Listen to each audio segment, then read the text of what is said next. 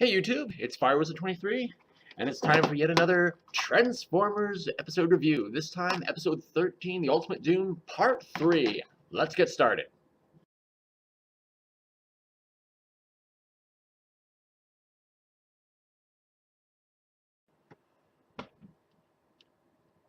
Alright, let's just talk about it. Alright, so Ultimate Doom, Part 3. Okay, so Sparkplug had hit the button, and now the Decepticons are coming to attack the Autobots, and Spike, who came to try to rescue Sparkplug.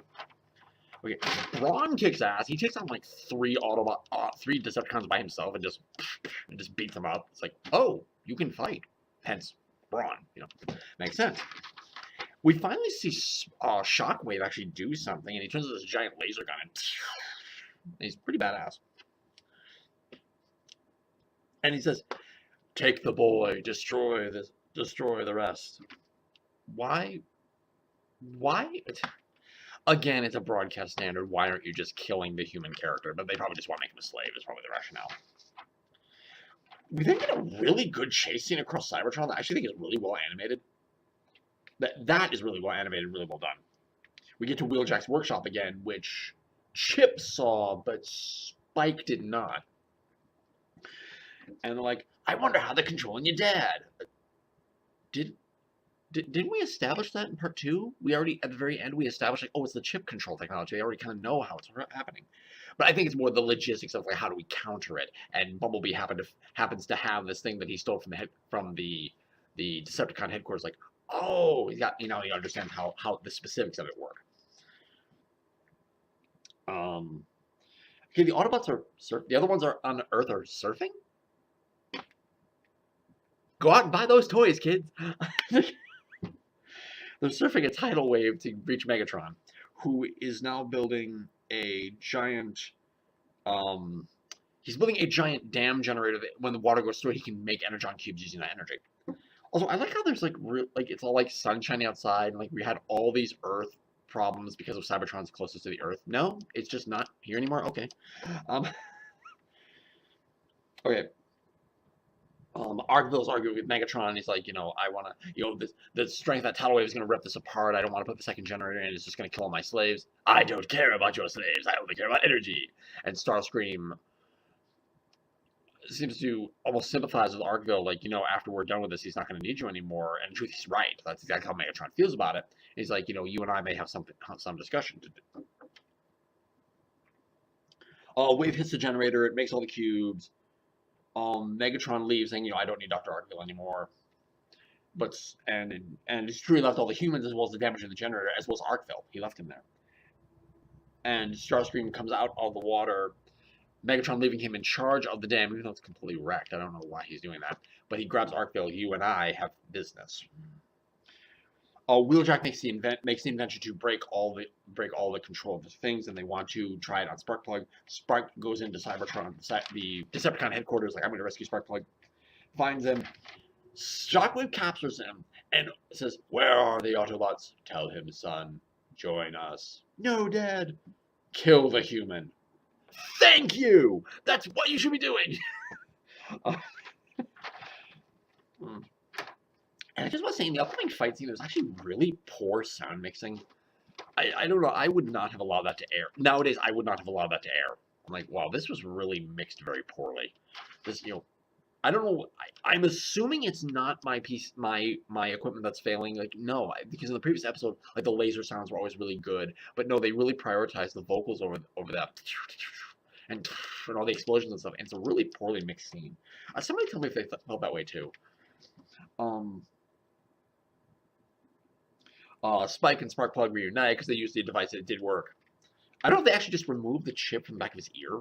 I'm surprised that didn't actually happen to say, oh, we're just going to take this off your ear. Because it was a chip. It was a physical chip they were putting on them. Okay, and they're all mushy and they're all happy. And they find an island where Megatron is loading up all the energon cubes he has to put into a ship to fly to Cybertron. Where are all the Earth problems? They're on this, like, peaceful island in a calm sea with, like, the sunshine. Like, aren't there supposed to be, like, all these environmental disasters happening? Weren't the Dinobots, like, trying to stop all this stuff? "I need the slaves to work faster. Where is Dr. Arkville?"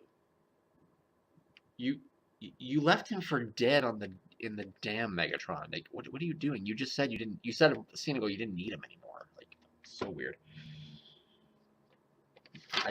You said you were done with him. Okay, and we find that Starscream has Dr. Arkville in a little side area, and he's trying to drain energy from his mind to make Energon cubes so he can take over as the leader of the Decepticons. What the fuck? How is that supposed to work? I don't get how one person's mind energy makes enough energy versus what Megatron has versus the through the tidal wave from the generators. That really makes no sense. Because we see actually that when he comes back, the slaves seem to be malfunctioning for some reason. Not sure why. So it isn't clear in the episode if that is something that Starscream worked with Arkville to make happen to make them stop working. Because at first I thought, oh, they started using the antidote, that's why it's working. The Autobots started using the antidote, that's why all the humans are malfunctioning.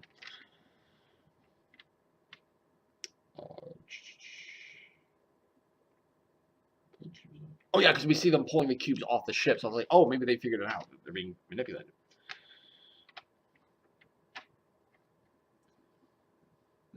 The next orbit will rip Earth apart.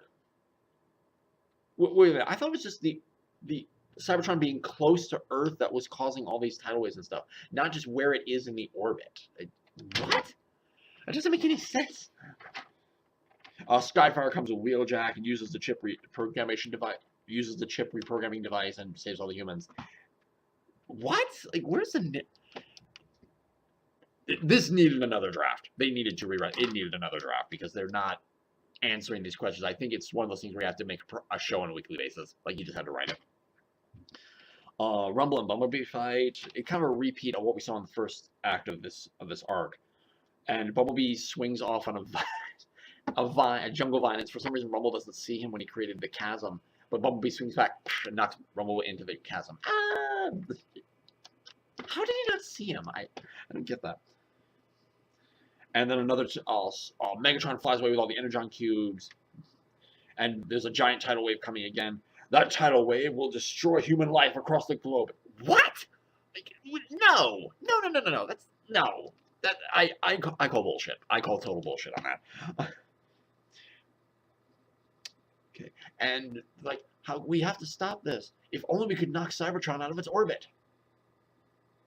Oh, that's I'm sorry. That's Spike's idea. That's Spike. We need to knock out Cybertron out. Or he grabs a giant gun that fell. And they're like, but we would need a massive burst of energy to do that. The Energon cubes on Megatron's ship.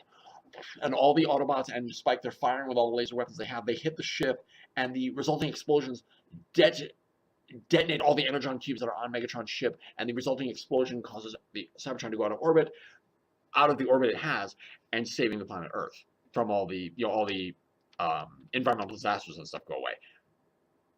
Which we haven't seen really in this episode other than the tidal waves. That's like, okay, well, there's still a planet reasonably within the distance of Earth that wasn't part of our solar system before. That's still going to fuck things up. I'm sorry.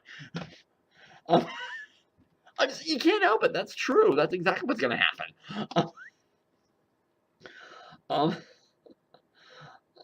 Yeah. Things are still going to be screwed. I mean, you can't get around that. But it's a happy ending. I'm glad Megatron's gone for good. I hope so, Spike. I hope that's what happens. But then we see that Megatron is indeed still alive, and he like flies away into space. I'm giving this episode a 5. This is really poor in terms of some forms of parts of the animation, some forms of the writing. This is a really bad way to end off this set of episodes. So I will see you folks next time for episode 14 of the series, the Countdown to Extinction. This is Firewizard23. Take care and bye-bye for now, everybody.